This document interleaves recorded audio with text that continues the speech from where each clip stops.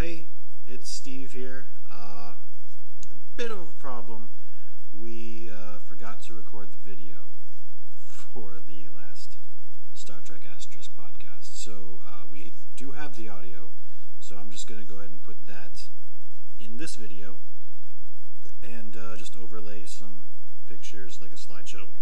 Excuse me, a slideshow type of thing. And yeah, so you can listen to it there. If you just want to listen to it, you don't really need the video. You can just go to our website, www.thegreenasterisk.com, and subscribe to our RSS feed, and you can find all of the audio there, along with the posts and the reviews and all that stuff. So, thanks for listening, and have fun. Space. The Final Frontier. These are the voyages of Star Trek Asterisk. Its continuing mission: to explore familiar old episodes, to speak out new commentary and new comical anecdotes, to boldly go where so many Trekkies have gone before.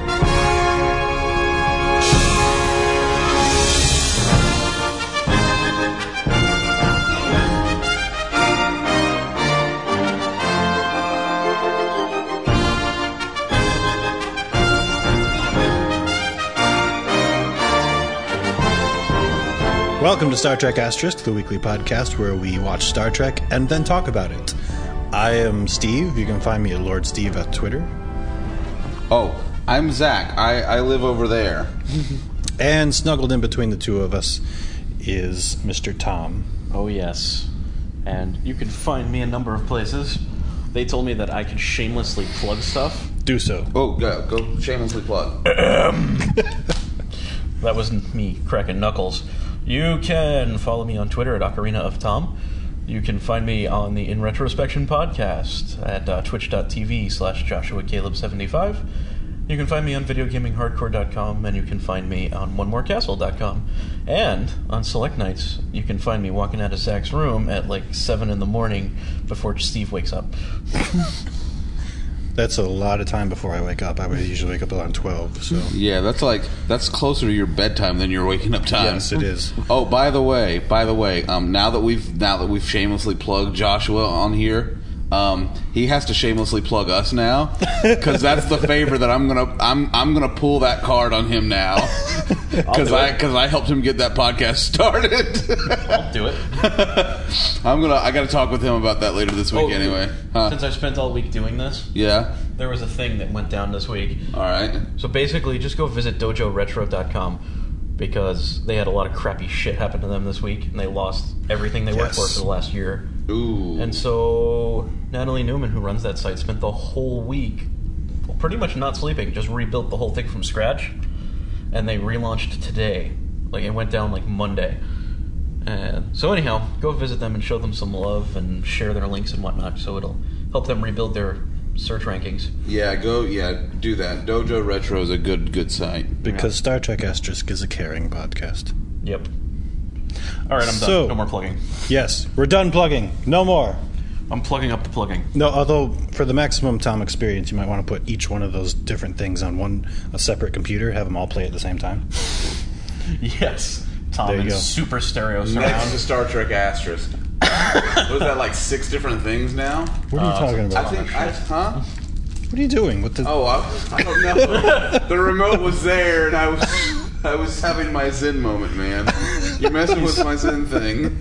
Telepathically talking to the television. Anyway, let's do this Star Trek Asterisk thing now. All right. Okay, so today we started, after a month-long hiatus, we started Star Trek The Next Generation with the pilot episode Encounter at Farpoint. Parts 1 and 2. Parts 1 and 2, followed by The Naked Now, which is kind of a callback to an original series episode, which we'll get into later. In the first episode, we are introduced to Q. What are you guys' your opinions on Q? Q, he is a good villain in that he is a dick. And like he's just that smarmy kind of. All right, I'm done screwing with you now. I will see you probably in 5, maybe 10 episodes. Yeah. Q ends up being like the returning villain through the whole Next Generation series, and he's likened unto like Loki, mischievous god type of deal. He's my favorite villain of all. Like, there's the Borg, there's the Ferengi, there's whatever, but Q is on the top of my list. He's on the bottom of yours. And now, why don't you explain why? That son of a bitch. I think, honestly, I hate Q for the same reasons that you guys love him. Mostly because he's a douche and a half. And don't get me wrong, he makes an effective villain, or he's not really a villain. I guess antagonist is really more the better suited word there, because he's more of just a jerk than a threat. But he's still a really, really, really big fucking jerk, and I just don't like him. I just want to punch him in the face. Well, I mean, he is a threat. I mean, you say he's more of a jerk than a threat, but I mean, he could like destroy the entire galaxy with a snap. Yeah, but remember, he's compassionate. That's always been his weakness, is his compassion. Shut the fuck up. I don't even care. You know what? Just if you're shit or get off the pot. If you're gonna be an asshole, be an asshole. If you're gonna do something almighty and powerful, then do it. Don't just be a dick tease. Just do the thing already and stop messing with us. All right? And one of the biggest reasons for him being a jerk is they were starting on a mission already. Like they were on their way to do a mission to figure out what's happening at Farpoint, and he just cuts right in the middle of it without any regard for what's going on, pulls him out and says, "Hey, you humans are terrible. I'm going to judge you." Yeah, right? Like who the fuck is he? who is this guy to show up out of nowhere and tell us what we're doing wrong? No, screw you, guy. You wait in line. You wait in line like the rest of the universe. You take a number. That's right. The Romulans are far ahead of you in that line. But one of the interesting things he does do is that he gives us a sort of future history. Obviously, he goes back to what was it, like medieval times or whatever when he first arrives, and then he comes forward to around World War II clothing, and kind of describes all the bad things that happened then, and then he goes to around 2032 and tells us that in our future, their past but our future, our military will be controlled by drugs. And apparently they're all wearing padded rooms. And, yeah. They're all uniforms. All wearing padded uniforms, being controlled by drugs, and they got these huge blaster hands which they shoot around whenever anyone isn't, following orders. No. You know what that thing looked like? It looked like the wardrobe guys. It looked like the wardrobe guys went and took the image. Like one of their kids is running around in the pillow armor, Yeah. Wrapped up in pillows. And it's like, that would be awesome. We should do that. The same guys who would later go on to do the character design for Darksiders. Oh my! Oh God. But yeah. So he appears to them in this garb, and then Picard says, "Who are you to judge us?" And Q takes that line and says, "Okay, Judge, we're going to judge you." And then he shows up in this lofty judge's outfit, and looking like, as Tom so aptly pointed out, Boy George. Yeah, and transports everyone to this courtroom and says, "You humans have been." Are guilty of being a terrible people, so we are going to sentence you to death. And Picard's like, no. Picard's like, I don't want. I would prefer if you didn't sentence us to death. No, but Picard works out a deal where they have to prove themselves. So Q is like, all right, cool. You were already on a mission, right? I mean, I didn't pop in the middle of something, did I? So Are you guys busy? No? Am I interrupting? So Q says, okay, yeah, you guys go finish your mission, and however you finish that, we'll decide how we rule, how the judge rules. So they go to Farpoint, and who do they find out at Farpoint? Some guy that looks vaguely like Riker but has no facial hair. I thought you meant Raiden. Yeah, that guy too. That guy too, yeah. Actually, Riker meets Raiden first. Yeah, Riker meets Raiden, and then we meet Riker, What's his and then name? Riker's hanging out with Crusher and Hairless Riker. hairless Riker's hanging out with Crusher and then that little asshole. Don't even get me started. Oh, shit. Go home, Wesley. Go home, Wesley. But basically, we find out that on the Farpoint station, things are just happening. Like, you think of it and it happens. Riker gets some apples out of nowhere. Dr. Mystery Crusher. apples. Mystery apples. Dr. Crusher gets some fabric that she wanted, and it's just really weird. But back on the ship... Oh, wait, I'm sorry. That doesn't happen until Riker's on the ship. They separate the saucer because they're trying to get away from Q.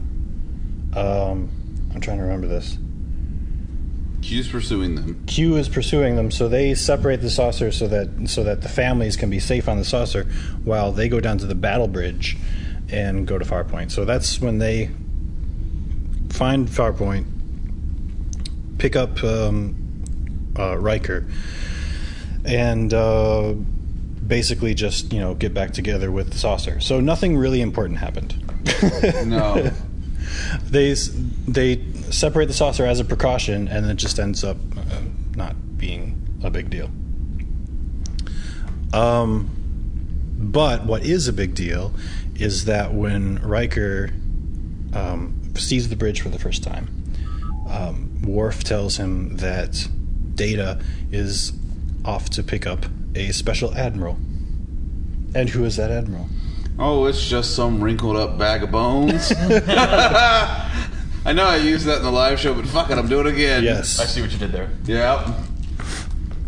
Because it works. It does. But yes, it is Admiral McCoy, and he comes to see the Enterprise on what's, well, look at the guy. I'm surprised he actually made it onto the ship.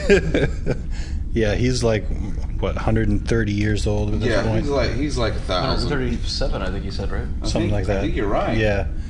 But yeah, this starts the first in a long tradition of people from the previous series sending off the next series. It was him in Next Generation, and then it was Picard in Deep Space Nine, and it was Quark in Voyager. Yeah, and then for some crazy reason, Riker shows up at the end of Enterprise. No, but that's the end. But the beginning actually is Zefram Cochrane. Yeah. So yeah, where was I going with that? So basically, yeah, Bones sends off the Enterprise, and it's all warm and fuzzy, and then they go and try to find out what's happening to the Farpoint station. And Deanna Troi plays a big role in this because she can feel things.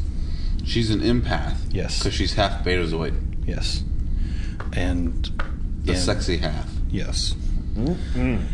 So she's feeling all this pain and anguish and terrible stuff, but for some reason nobody really knows why, because it's not that obvious.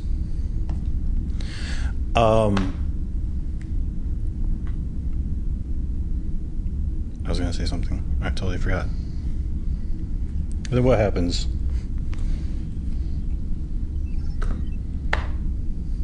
Basically, they feel stuff.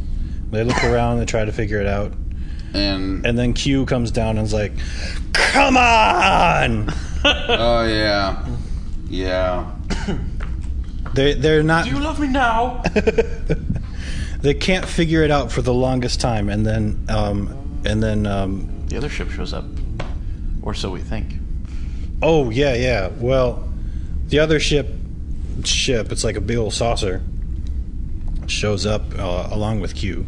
Well, around the same time as Q, and starts shooting down at the planet, but it doesn't shoot at the Farpoint station. It shoots at the people who were inhabiting the Farpoint station, who live in sort of a, a town type thing off of like a few miles out. And Off of Highway 12. and so Q was like, "You guys still can't figure this out? What's wrong with you?" And then Picard is like, "Oh, these guys are alive. I get it." And then a beach ball hits him from off screen. So Picard figures out that there's some kind of being that can create matter out of energy, and that it's underneath the Farpoint station. So he rigs up this sort of beam and fires it at the Farpoint station, and the being lifts up out of the ground and joins with this other ship that we thought was a ship, but is actually a being, and they turn into jellyfish and run away. They skip off through the meadow. Yes. Tentacle and tentacle. Space jellies. Yes. Off on their honeymoon. Right. And then Q is like, "You know what? You handled that pretty well. I'll give it to you. You won't die today." Fine. You win this time, Thundercats, but there's always a next time. I'll get you, Gadget, next time. Yeah, and Picard's like, "Get off my bridge." But Q says, He's like, I'm leaving because I wanna. Exactly. Yeah. Damn kids, get off my lawn. And then Q leaves and promises to come back, and that's the end. That's the end. Woo! So how do you guys feel about this episode as an introduction to the Next Generation? You go first. You don't want me to go first. Well, I liked the look you immediately shot across the couch. There's Q. Mm-hmm. There's hairless Riker. There's Wesley being a complete idiot, not just like a little, but like totally. And there's saucer separation in the first damn episode. I hate season 1. Why don't you explain why you hate saucer separation? I think saucer separation in the first episode is way too big of an event. I think that's pushing the envelope. That's like jumping the shark before you even get out on the water. I mean, it really is. Because, yeah, okay, there's this exciting new Star Trek series, okay? Star Trek's back on TV. Woohoo! That's not necessary. That is not necessary to get a show going. You think you got enough with the big bad Q, and we got Q, we've got this other stuff going on, we've got all these new graphical effects, we've got plenty of other stuff happening. Saucer separation, I think, was an unnecessary and overly dramatic point that should not have been there in the first episode. It does end up not being worth anything. It doesn't. Like, they separate the saucer, they leave, and then they just come back and rejoin it. I mean, it's no. What'd you think, Tom? There wasn't even any like dry ice or smoke effect. Nothing cool like that. No, it just moved. It was definitely a first episode. Like, the crew was just kind of like, even as actors, they were just almost as if it was the first day they were all in the same room. True. So it was just, there wasn't any chemistry. There wasn't any of that. The introduction of Q, I know Zach hates him. I liked him. Especially with the role he plays going forward. Yes. I'm the only person you that had to hates introduce him in this fashion in this episode, but I can't disagree with you at all on the saucer separation argument. Unnecessary, and it could have come in handy later. Yeah. As a big event when you're like, holy crap, they can become 2 ships. Yeah, like you start watching this thing debuts, and then suddenly the ship splits up, and it's like this is the precedent we're gonna set. Yeah. This is the thing. This is like no. But like, No. yeah, the characters all together. It seemed like a high school play at times. It did. Like, That's true. now Especially it now is that- my line. Yeah, and Picard's not settled into his role at all. No. Well, Picard, I forgot his real name now. Patrick Stewart. Patrick Stewart took the role extremely seriously at first. He did. Like he was like all angry and grumpy at everybody who was trying to have fun on the set. But yeah, you could tell. Like even Data, you can tell that he's really trying to be an android. Like when he sits up after being being shot to the ground. Like he's the Undertaker. Yeah, and just his movements and everything are all robotic, and he gets a lot more fluid as time goes on. I don't have a very strong opinion about the saucer separation. I could take her to leave it, but I do understand the arguments against it. I will also say that Troy's skirt was too long in this episode. So that's another complaint. It's the same scant that everyone was wearing. Scant. Well, That's another thing. What do you guys think about the guys wearing the scants? if they're Scottish, I guess it works. But I believe we got rid of the only Scottish crew member. Yes, that's true. So I'm going to Yeah. veto male scants. Oh, Well, you can wear one. He was my favorite. Oh, yes, that. I thought you were concerned about. Oh no, I'll wear a dress. I don't care. I did that once. Well, you have those dancer's legs. You could probably pull off the heels. Oh, you better believe it, sister. no, but this is supposed to be a progressive move that they were taking, where it didn't matter if you were a guy or a girl, you could wear a dress, and it just didn't work out. Imagine that. They got I feel pretty. I feel pretty. they ended up getting rid of the scans after the first season, but they tried. They tried.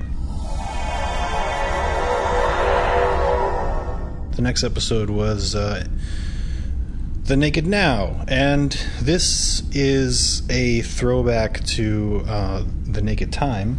They even referred to it. Yeah, they referred to it too. So it's not. A lot of people accuse them of copying it and trying to bring back the original series or whatever, but it was actually a purposeful, like an honoring of the original series. Like they were trying to, recognize that this is where they came from. So their original mission is to check out this place where a star is exploding, and the original science vessel that went there to explore the star was just not reporting back. And when they got there, they discovered that they got a transmission from the ship, and then heard the airlock. The emergency. Or whatever. Yeah. Yeah.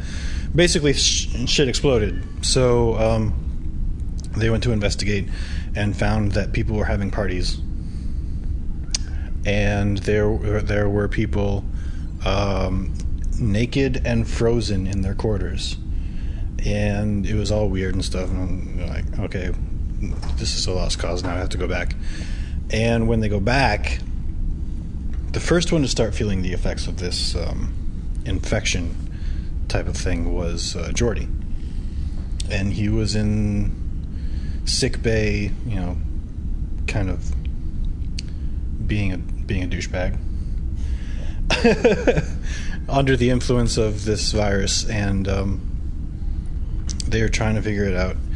But in the meantime, the infection spreads, and Tasha gets it, and she's all horny, walking around trying to find people to have sex with. With her very sexy Superman curl. Don't even get me started on that either. No, but this I is think I'm mad about everything. I think that's all it is. I think I'm just mad about the entire first season. yeah. Well, Is that fair? That's fair. Yeah. Okay. What was I going to say? Oh, so yeah, Tasha is walking around trying to have sex with all the men on the ship, and finally she finds Data, because Data was trying to come bring her back to the bridge, and this is where we find out that Data is fully functional. Anatomically correct, no less. Yes. So he's basically a walking vibrator. And we also find out that Data can get infected by this virus. Somehow. Does. He has pores. No. Yeah, well, you gotta look out for those. Here. Look out for this guy. I maintain, over here. Right? I mean, it is kind of stupid, but I maintain that he was, Well, he's part human. If he's android, yeah. No, that's cyborg. Oh, you're right. That is cyborg. Android is All robots. human-looking robot. Oh well, then that's just dumb. Yeah, Okay. but I maintain Like that the he was kind of Terminator. Yeah. yes. Sorry. I maintain that he was kind of short-circuiting. You know what I mean? Like, because the infection sort of thing was kind of strings of water or something. Is that what they said? Like weird strains of water. So they seeped into his pores. through his pores and got into his positronic brain and short-circuited certain things, but he kind of healed along the way, and it's just kind of messed him up. Okay, that's fair. Yeah? Why not? What do you think, Zach? I'll accept it just because it makes more sense than a lot of the other stuff going on. Yeah. Well, it is notoriously the worst episode of season 1, which is saying a lot.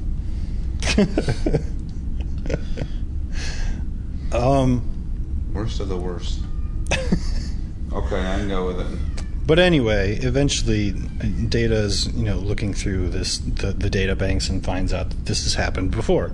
The original Enterprise, under the command of Captain Kirk, encountered this sort of thing on a planet far, far away.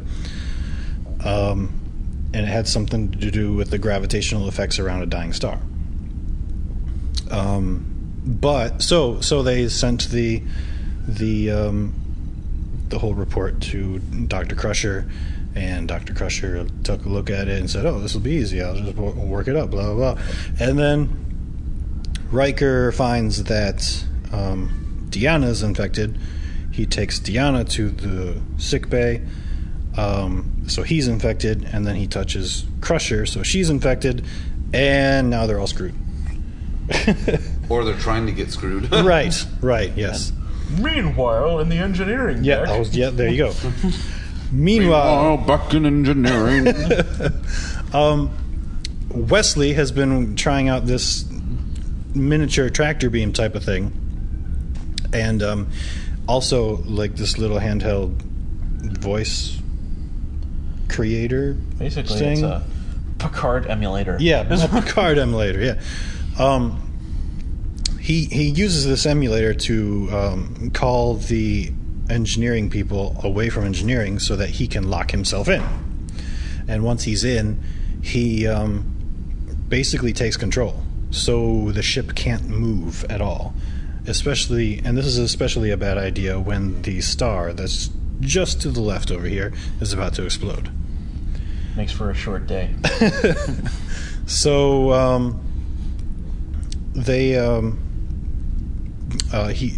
Wesley shows up on the bridge monitor and says, "All right, Captain, what do you want me to do?" And Captain's like, "Dude, this is my ship. Get out of engineering." What I want you to do is give me my ship back, you little turd. And Wesley's like, no, you can tell me. It's all right.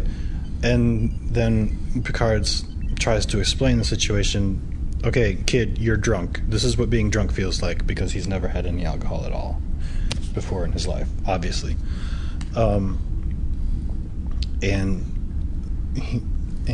Wesley's like, "So you mean I'm drunk? I feel strange, but also good," which is like the most awkward line in all the series. And In life, actually. Yeah. and basically he just refuses to leave Dick.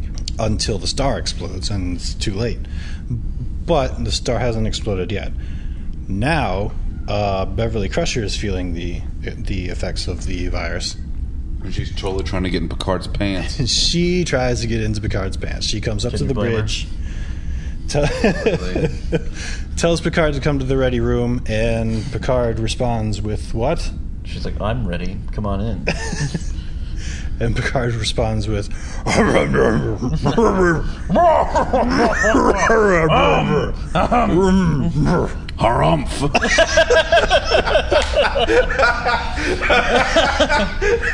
Give the governor a harumph. Harumph, harumph, harumph. You watch your ass. But now basically everyone is infected and everyone is screwed, and the star over here is exploding, and they can't move because Wesley's is locked in the engineering. So Basically, it sucks to be everybody right now. Yeah. But in the end, Wesley understands that now they have to get away. But the engineering assistant or something has taken all the isolinear chips out, so they can't move without them in place. So they call Data down. Data's still drunk, and Wesley says, "Oh, you can just put all the isolinear chips in really quickly. It'll be like a game." And he's like, this is awesome because I totally assemble chips better drunk. Exactly. Yeah, it's like Data walks out with his T-shirt. I'm better when I'm drunk. Exactly. So yeah, Data puts all the chips in, but it's still going to take a long time. So Wesley gets the brilliant idea to use the principles that he used in his tractor beam thingy to move the other ship in line with the star matter that's coming toward them. So they do that, and it slows the star matter down. Data fixes everything, and they warp out. And in the meantime, Crusher comes up with the cure for them, and everyone's saved. Hooray! Hooray! Yippee. So, notoriously the worst episode of season 1. What did you guys think of it? I may like it better than Encounter at Farpoint. Yeah? Why is that? That much. Mostly because I hate Q and the saucer separation. So, is notoriously the worst episode of the series. The series. And I think it was actually so bad it was good. Bad but awesome. Bad but awesome. Like a B horror movie. Like a B horror movie. You get enjoyment out of it being so bad. You know, the thing that got me in this episode was the assistant engineer stereotype dude. Yes. Okay. She's like, oh, I can't put these back in. It's going to take me 3 hours. He had those things out, and it was stacking them like dominoes in like 5 minutes. Well, getting them out isn't the problem. It's getting them back in order. Okay. Yeah, because obviously they're not marked. That would make way too much sense. Right. Yeah, well, it's part of the reason why it's so bad it's good. Hey, at least they're using chips and not tapes now. True. They're getting better. They still got these thick pads, though. One thumb drive could just handle all this. Yeah, true. Think. Done. Will Wheaton has a lot to say about this episode in his book, Memories of the Future, which is a good book, and I think you should read it sometime.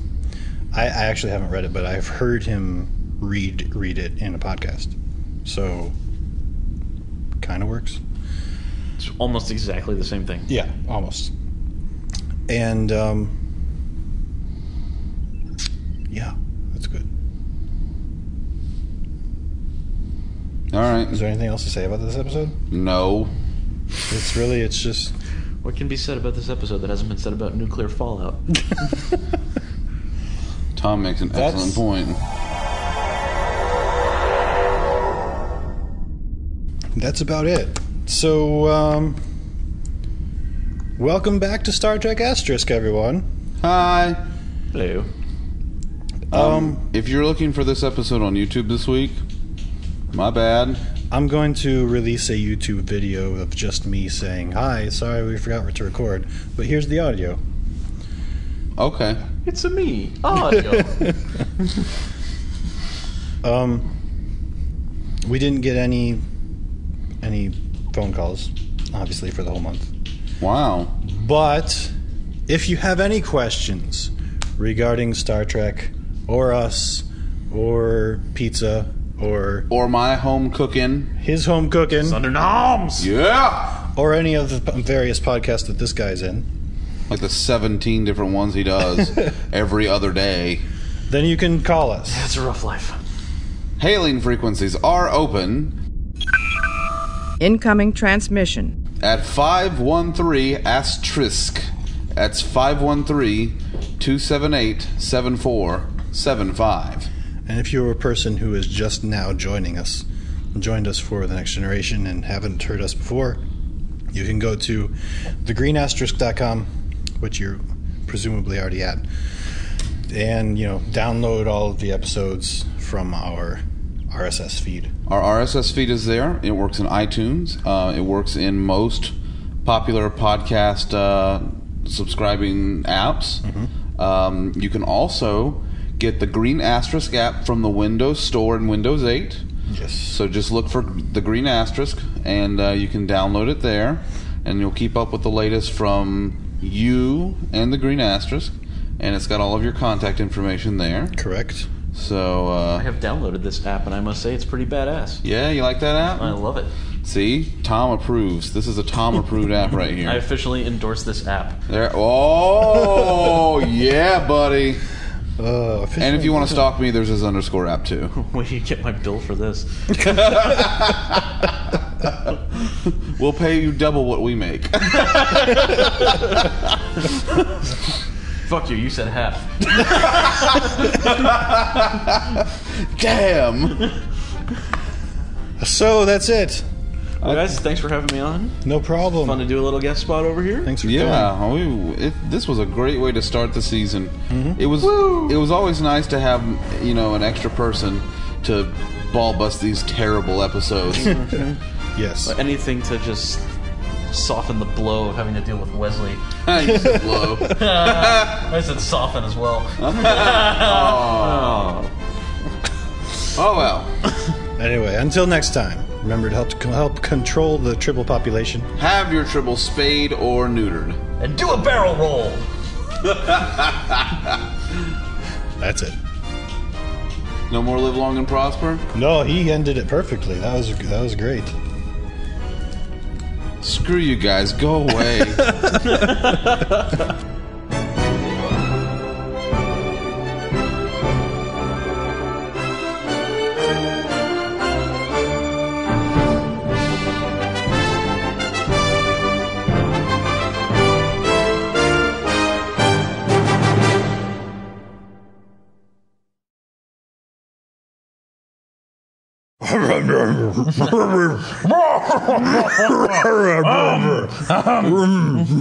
Harumph.